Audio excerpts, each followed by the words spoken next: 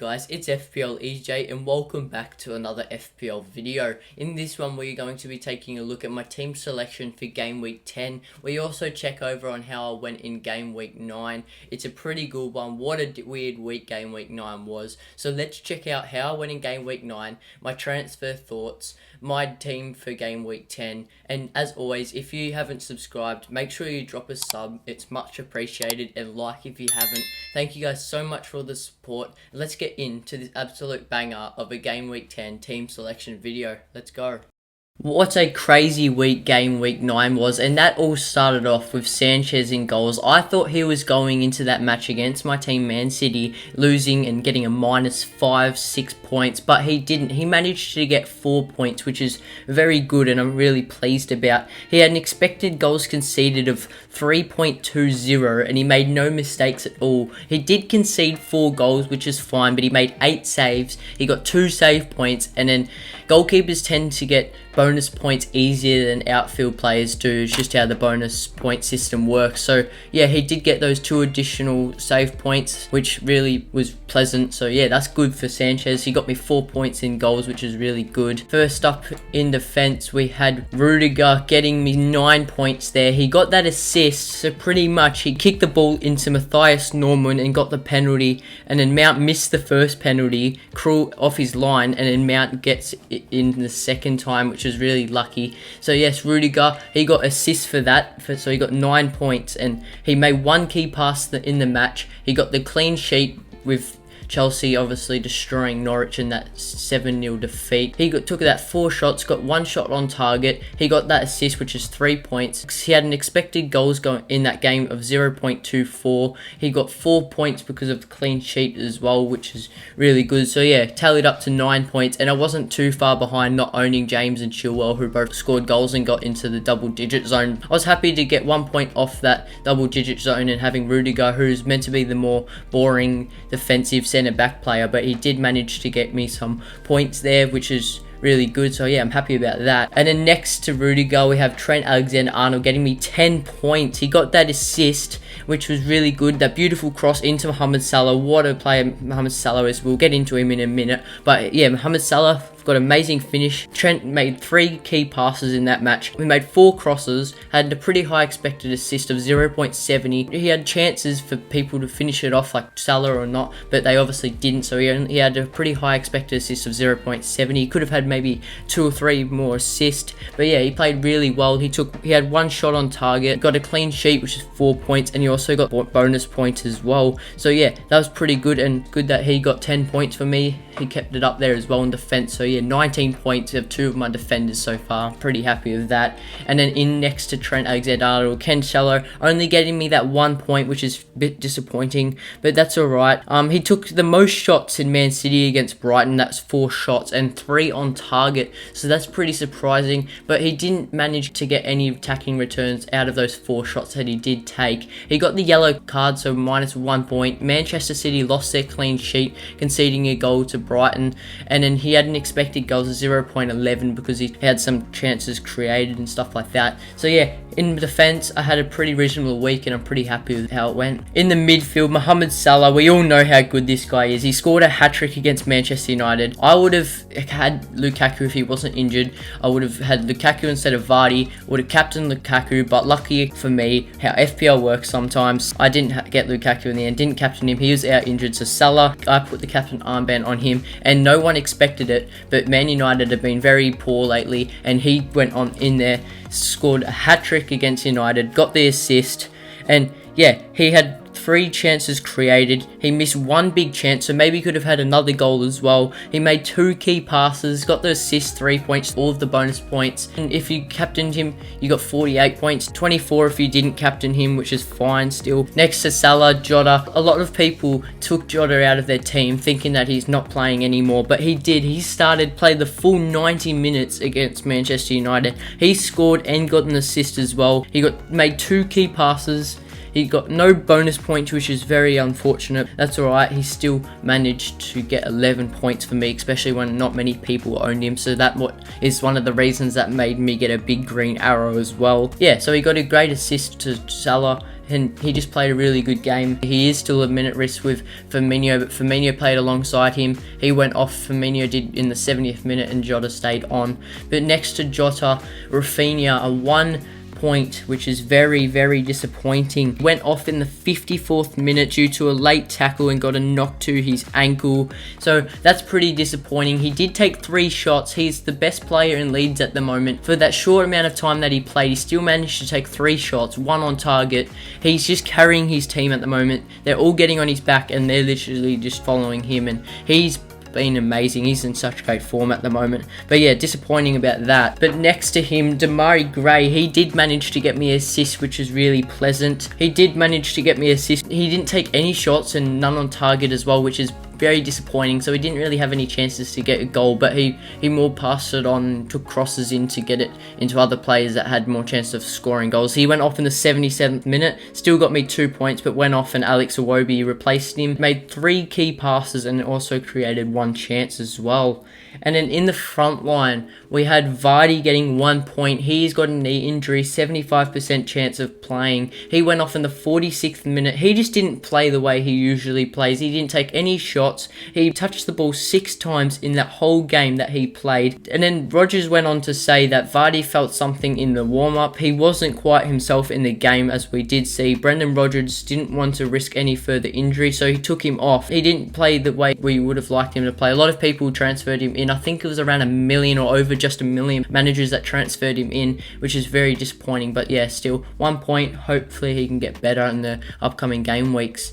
And then next to Jamie Vardy, Mikel Antonio, he got me 7 points this week, which I'm really happy about. Took 2 shots, 1 on target. He got a goal, which is 4 points. He got expected goals 0.44, which is pretty high. He played really good. He got that bonus point as well. He created a chance, 2 key passes, made 2 crosses as well, and he got his 6th career goal against Spurs, a header into the bottom left corner. So yes, very happy about that 7 points from Mikel Antonio. Next to Mikel Antonio, disappointing 2 points from St. Maximin. He did not play himself either. A few players didn't play like they usually play, and one of them being St. Maximin. He just didn't play how he usually plays, to be honest. He got replaced by Joel Linton in the 81st minute.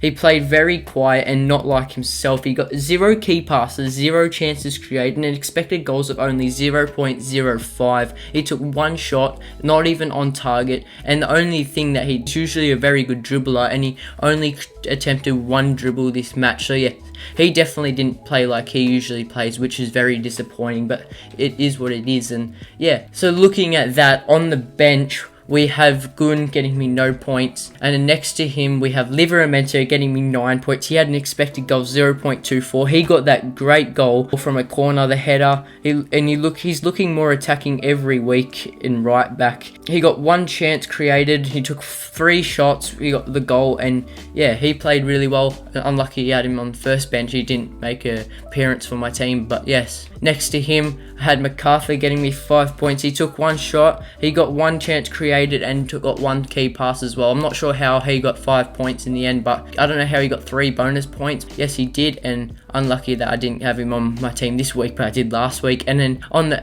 bench number 3, Omo Bambadeli, of 0 points. So yes, after looking at all that for this week, I did get 99 points this week, 1 off 100 points. I am spewing, but still not angry about that at all. My total points overall is 588 now, which is pretty good, and my overall rank is now 443,474, which has gone up, and my old rank was 774,188, so I've gone up 340,963 places. So I got a big green arrow due to the 99 points. A lot of people got over 100. I would have liked to see my first triple digits this season. I didn't manage to by 1 point, but still I had a great game week, and I'm very happy to share a great team and great game week for game week 9. But now let's look at my team heading into game week 10.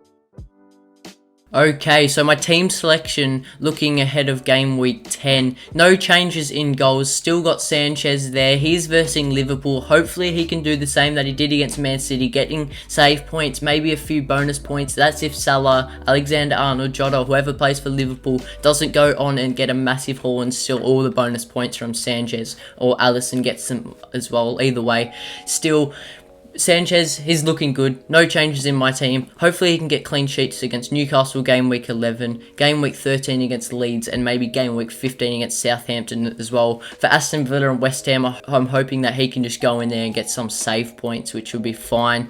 In defence, this week we have Alexander-Arnold. He's got some good fixtures to come up. I'm happy to have him in my team still. Interested to see what Klopp does with TAA if he starts or gives him a game time in the Carabao Cup against Preston North End tomorrow morning in Australia, or this morning for England if you're watching this from England. But yeah, I'm interested to see what Klopp does with TAA because they do have this midweek game this week as well. And next to him, Rudiger. So Rudiger didn't come off the bench in the EFL Cup versus Southampton. That might mean that he is definitely going to be playing this week in the Premier League. Well, he most likely is anyway. He's pretty much the most nailed defender there is for Chelsea, so no concerns on him. They've still got good fixtures to come. Let's see if he can still keep being attacking and get me some more attacking returns.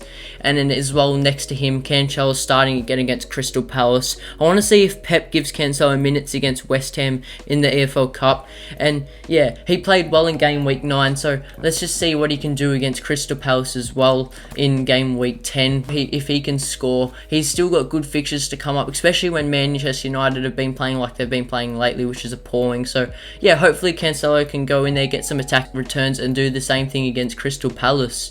And then lucky last in defence, I am starting Livramento this week. You'll see why in a minute. Yes, he's got Watford this week away. I'm hoping that he keeps being attacking. He still gets points for me. He's versing Aston Villa in game week 11 and Norwich in game week 12. So yeah, hopefully he's got some clean sheets to come, and that's still more points. And he is only a $4.4 million defender now. He started at $4 million at the start of the season, now all the way up to 4.4, which is ridiculous. But yes, he's really good, and I'm happy to have him in there and made a lot of profit in my team from him.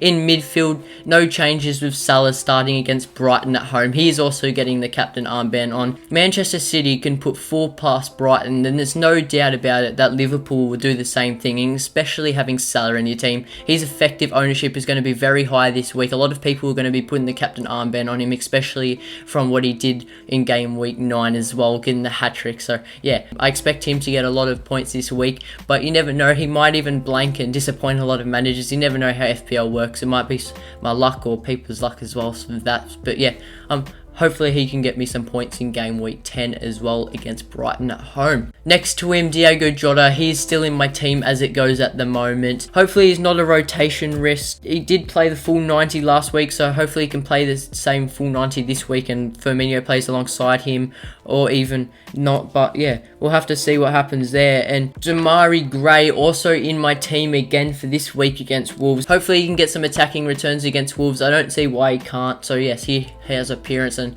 hopefully this is probably an appearance that I've been waiting for, and he can go and get maybe double-digit points this week. We know how good this player is, Jamari Grey. He is such a good player, and yeah, let's just see if he can do anything against Wolves' defence. And Rafinha starting in my team this week. I'm just hoping that he plays against Norwich. It's a great fixture. A lot of people would bring him in if they knew that he is definitely playing. And yes, he posted on Instagram saying that he was fine, nothing serious, and will be back soon. But we don't know how long that soon is. Is it 2 game weeks, 3 game weeks? But and then Bielsa reported Leeds don't think Rafinha and Shokerson's knock will affect their participation on Sunday at Norwich. So that may mean that Rafinha might be fine. He did get a knock to the ankle, as I mentioned in the game week 9 review. So yes, I'm hoping that Rafinha does play against Norwich, and if he does, then there's no doubt about it that he can go in there and literally get a hat-trick or assist. He's a great player, so yes, just really hoping that he can play against Norwich. In the front row, no changes to starting Vardy. I'm also hoping that he is not injured as well. Hopefully that he plays this week. He is all fine against Arsenal. Can maybe get past Arsenal's defence, especially when they've got players like Ben White out now that's injured as well. And he can maybe get past their unexperienced players. We know how good Jamie Vardy is. So yes, I'm just hoping that he actually gets more minutes this week. He gets more touches. He plays how he usually plays and doesn't play as bad as he played against Brentford, being very quiet. Even though Leicester couldn't really help him and get it up to him, he still played really quiet. So yeah, as a good striker, he should be able to get some more attacking returns, especially against Arsenal with their young defence, Ben White out and stuff like that. So we'll have to see how their communication is and stuff like that. But yes, Jamie Vardy, he's in my team against Arsenal, and playing a 4-4-2 this week. Antonio also starts against Aston Villa. I'm hoping that he plays, he gets points as well. He's looking really good at the moment. So yeah, he's still in my team. And then on the bench, we've got Gun still, St. Maximin against Chelsea. MacArthur on my bench, he might not be necessarily needed unless Rafinha doesn't start. But St. Maximin in that number 1 because he's the most expensive player on my bench, and he's in my team to play. But this week against Chelsea, I think he will be very quiet. Newcastle don't have the standards and not up to the standards of Chelsea at the moment. So yes, he probably will be really quiet against Chelsea, and he might not be needed. But if Vardy doesn't play, for example, then he might come on and maybe get 2 points for me, which is better than nothing, especially how close all the ranks are at the moment. Then 2 points can maybe get you a green arrow or red arrow, depends on your score. So you never know, but yes, he might be needed if Vardy's out. But let's hope not. So this being my team at the moment, my team finance, how is that looking? Well, yes, my team value at the moment is 101.8 million, which sets me up for the future, sets me up for transfer plans. I've got 1.8 million added onto my team value of 100 million from the start of the season, and I've got 2 million pounds remaining in the bank at the moment, which is good. And so now I'll show you some of my transfer thoughts and what I'm thinking of doing, and then I'll show you how much I have in the bank still. So yes, let's have a look at those now. Alright, so having a look at my transfer thoughts, I've only got this one transfer thought for this week. I am planning on rolling it this week because Rafinha is due to be fine and the rest of my team is looking fine for this week. I've got plans, but that will be in my next week's team selection video and you'll see them all then, so wait for that and turn the noties on if you haven't yet. But yes, my transfer thoughts for this game week: if Rafinha is out, if not, I'm holding him against Norwich no matter what. But this transfer thought is one that might come up this week or an upcoming week. Rafinha is 1.4 million cheaper than Foden, but in the last 4 game weeks, Rafinha has scored 1 goal where Foden has scored 3 goals. Rafinha has got no assists in those last 4 game weeks and Foden has got 2. So for that extra 1.4 million, you're bringing in 4 extra returns, which is also points as well. So that's something to encounter. But not only that, Foden is averaging 8.5 points per game in those last 4 matches that he's played. Rafinha is only averaging 3 points per game. Rafinha has versed easier fixtures as well, where Foden has versed harder fixtures. He has versed teams like Chelsea and Liverpool in those last 4 game weeks, where Rafinha hasn't versed as hard teams. He's versed teams like West Ham and stuff. But Rafinha's fixtures to come up are Leicester, Tottenham. So after Norwich, his fixtures come up are Leicester, Tottenham, Brighton, Crystal Palace and Brentford. Brentford are not bad actually, so Crystal Palace is the only decent fixture there for Rafinha. He is a good player, don't forget about that. But Foden against Manchester United, Everton, West Ham, Aston Villa, and then all green colour coded teams, Foden's transfer would set me up massively for the future. And not only that, but I may also get some extra cash from him because we know how good Manchester City are and they can still manage to score against anyone. And when they score and Foden's in there, then he might be likely to get part of that goal or an assist for that goal and stuff as well. So yes, Man City, Foden could be the best transfer bet. Why? Because it will set me up for long term. After these fixtures now of Man United, Everton, West Ham and Aston Villa, he can still probably get a return or 2 or 3 against Man United, Everton, West Ham or Aston Villa. He's still a great player. It sets me up for future. I will definitely look to bring him in game week 11, even if I'm missing game week 10. But Rafinha, if he is out, then Foden is in my team this week against Crystal Palace. A lot of people already had Foden, so to hop on that would be really nice. And yeah, so that's why, and that's my transfer thoughts for game week 10.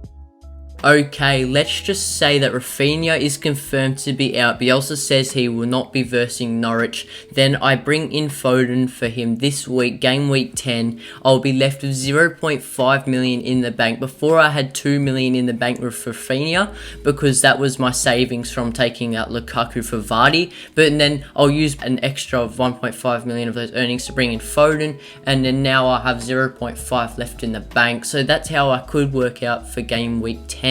That is my transfer thoughts, but that is only if Rafinha is out. Otherwise, the rest of these players look fine at the moment, but I'm just waiting on news for that. So that is pretty much my team for game week 10. But at the end of the day, let's have our fingers crossed that Rafinha is able to play. For all the managers, including myself, that own Rafinha, then we're wanting him to play against Norwich. It's such a good fixture. Norwich aren't looking good at the moment, so yes, let's just finger cross and hope that he plays. But if that wasn't the case, then Foden would come into my team. Let me know in the comments down below if you agree with that and you liked my game week 10 team selection video. If you did, make sure you drop a like, subscribe. Thank you guys so much for all the support recently. Really appreciate everything. If you have any comments on FPL or anything in general, then leave a comment down below. But without further ado, see you later guys. Have a good one.